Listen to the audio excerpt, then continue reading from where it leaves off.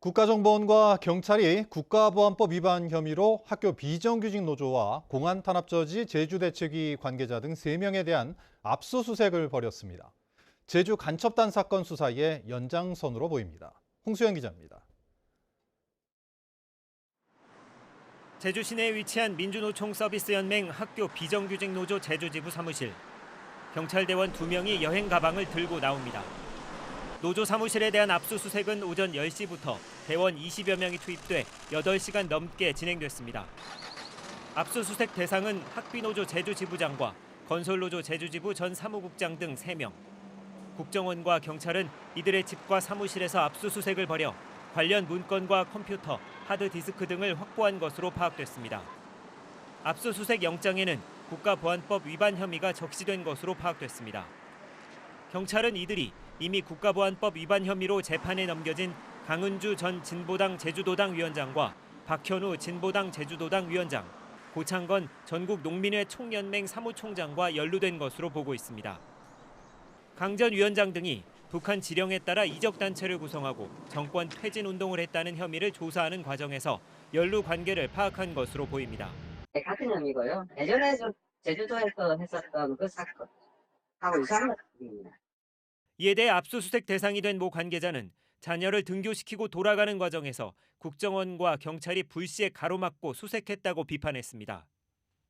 또 민주노총과 서비스산업노조, 공안탄압저지 대책위 등도 국가보안법을 악용한 여론몰이용 공안탄압을 중단하라고 규탄하고 내일 기자회견을 열어 입장을 전달하겠다고 밝혔습니다. MBC 뉴스 홍수현입니다. 공직선거법 위반 혐의로 기소된 오영훈 제주도지사에 대한 6차 공판이 오늘 열렸습니다. 이번 재판에는 상장기업 유치 협약식을 기획한 컨설팅 업체 대표가 증인으로 출석해 이 혐의를 모두 인정하면서 오지사 측 변호인과 공방을 벌였습니다. 이따금 기자가 보도합니다. 이틀 만에 다시 열린 6번째 공판. 피고인 중 유일하게 혐의를 인정한 경영 컨설팅 업체 대표 이모 씨가 증인으로 출석했습니다. 선거법 위반 쟁점이 되고 있는 상장기업 20개 만들기 업무 협약식 행사를 맡은 이 씨. 이 씨는 사업을 하는 과정에서 사전 선거운동에 이용당했다는 입장입니다. 자신의 의도나 무지와 상관없이 불법 선거운동이 있었고 사단법인 대표인 고 씨의 요구에 따라 협약식을 준비했다고 밝혔습니다. 검찰은 또 협약식 기획안 초안에 오지사의 서명란이 있었던 사실 등을 근거로 오지사와 선거 캠프가 기획에 참여했다고 주장했습니다. 오지사 측 변호인은 이 씨가 주도적으로 협약식을 기획했다며 캠프 관여 혐의를 부인했습니다. 이 씨가 제주대학교와 사업을 추진하려다가 실패하자 유력 후보인 오영훈 캠프 쪽에 업무 협약을 제안했다는 겁니다. 그 캠프에서 어쨌든 주도했다, 협약식을 이렇게 보고 있는 거죠. 법원은 다음 공판을 2주 뒤인 오는 28일로 다시 열어 추가 증인 신문을 이어가기로 했습니다. 다음 공판에는 상장기업 협약식을 추진한 혐의를 받는 사단법인 대표 고 씨가 증인으로 출석해 혐의를 부인할 것으로 보여 법적 공방이 계속될 것으로 예상됩니다. MBC 뉴스 이따금입니다. 네, 물가가 오르면서 지갑이 얇은 대학생들은 밥 한 끼 사 먹는 것도 부담인데요. 1,000원만 내면 아침밥을 먹을 수 있는 1,000원의 아침밥이 제주에서도 시작돼 의회가 현장 점검에 나섰습니다. 김하은 기자가 보도합니다. 이른 아침 학생 식당에 아침을 먹으려는 학생들이 줄을 섭니다. 식판에는 미역국에 생선, 잡채, 각종 나물이 담겼습니다. 식사비는 단돈 1,000원. 요즘에 1,000원으로 라면도 못 먹는데 이렇게 한 끼를 이제 1,000원에 해결할 수 있다는 게 생활비라는 측면으로도 굉장히 좋고 1,000원에 이 정도면 상당히 괜찮은 것 같아요. 진짜 맛있어서 매워도 입에 맞았습니다. 그리고 우리 같은 학생들에게 가격은 너무 저렴해서 너무 편합니다. 정부와 학생이 1,000원씩 부담하고 나머지 2,000원은 제주도에서 지원하는 1,000원의 아침밥입니다. 지난 2017년부터 정부가 추진하고 있는 정책으로 제주에서는 제주대학교가 이달부터 시작했습니다.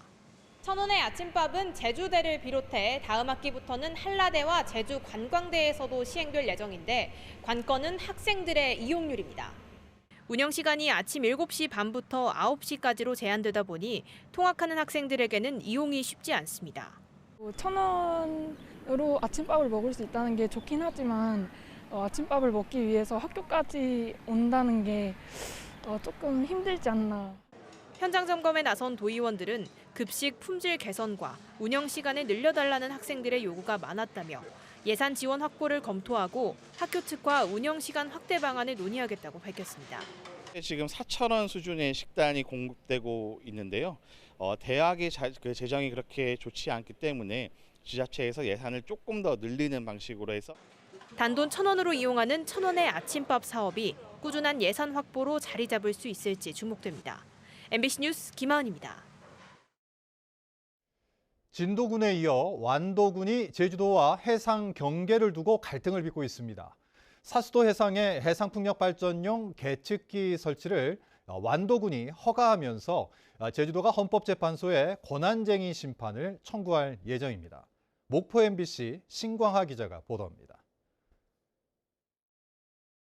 추자도 서쪽 해역에 역대 최대 규모인 1,500메가와트급 해상풍력 발전기를 설치하는 사업에 진도군이 제주도의 의견 청취를 요청한 것은 지난해 9월입니다.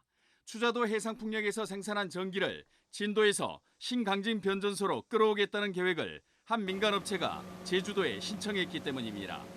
이익 공유 등 주민 수용성 확보 대책을 제주도에 요청하면서 진도군은 반대 입장을 분명히 했습니다. 끌어오려면은 그쪽 불악을 통과하는 그 어민들한테는 보상을 충분히 해주라, 그런 취지죠, 어떻게 보면.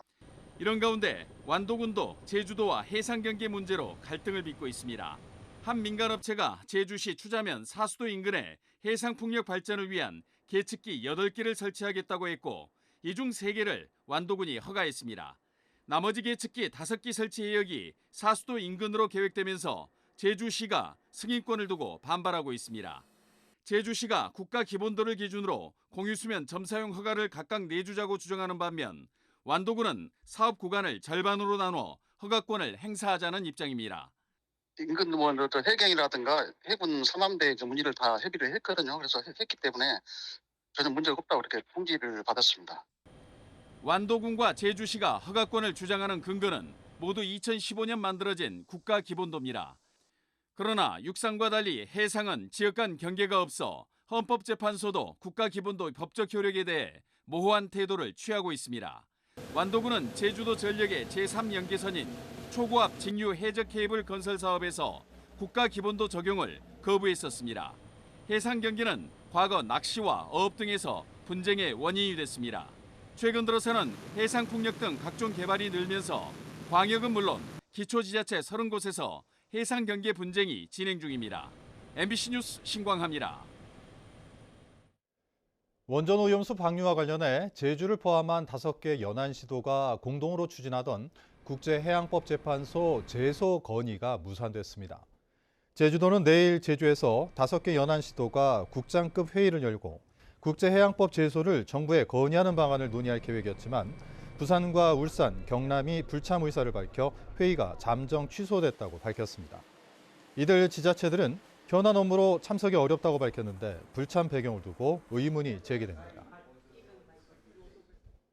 제주도가 원전 오염수 해양 방류에 대응하기 위해 수산물 안전관리 전담팀을 신설합니다. 제주도는 팀장 1명과 팀원 2명 등 3명으로 구성된 전담팀을 만들어 수산정책과의 신설하는 개편을 추진한다고 밝혔습니다. 전담팀은 수산물 물가 안정 대책 수립과 안전성 관리 업무 등 오염수 방류 대응 세부 계획을 총괄합니다.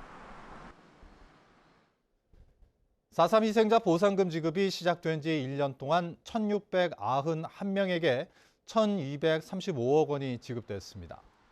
제주도는 지난해 6월부터 대상자 4,600여 명 가운데 91%가 신청했고 심의를 거쳐 이 가운데 40%인 1,691명에게 보상금을 지급했다고 밝혔습니다. 제주도는 올해 새로 추가된 희생자 사망 300일 이후의 출생 자녀와 희생자의 양자와 사후 양자에 대해서도 신청을 받아 심의를 진행하고 있습니다. 제주 4.3 유족회가 4.3 김일성 지시서를 주장한 국민의힘 태영호 의원에 대해 법적 조치에 나섭니다. 유족회는 내일 오전 제주지방법원 앞에서 기자회견을 열고 태 의원의 발언으로 희생자와 유족들의 명예가 훼손됐다며 손해배상 청구 소송을 제기할 예정입니다. 태 의원은 유족들의 사과 요구에도 어떤 점을 사과해야 하는지 모르겠다며 사과할 뜻이 없음을 거듭 밝히고 있습니다. 제주도 소방안전본부가 내일자로 온열질환 안전사고 주의보를 발령했습니다. 최근 5년 동안 제주에서 발생한 온열 질환자는 365명이고 인구 10만 명당 환자 수는 13.7명으로 전국에서 가장 많았습니다.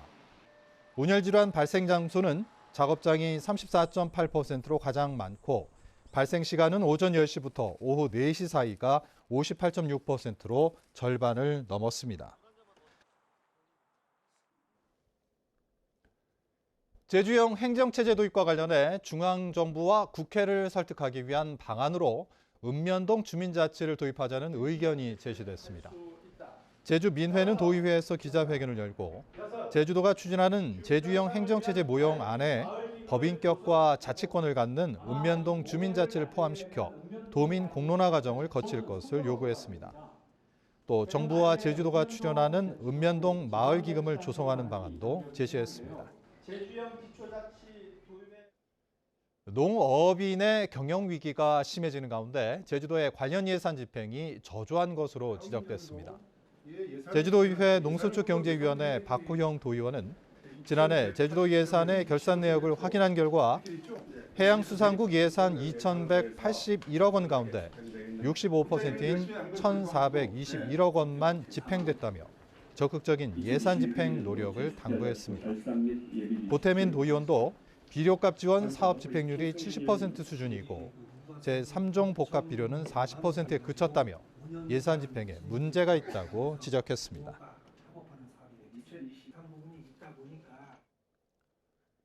공직선거법 위반 혐의로 기소된 양경호 도의원이 항소심에서도 벌금 80만 원을 받아 의원직을 유지하게 됐습니다.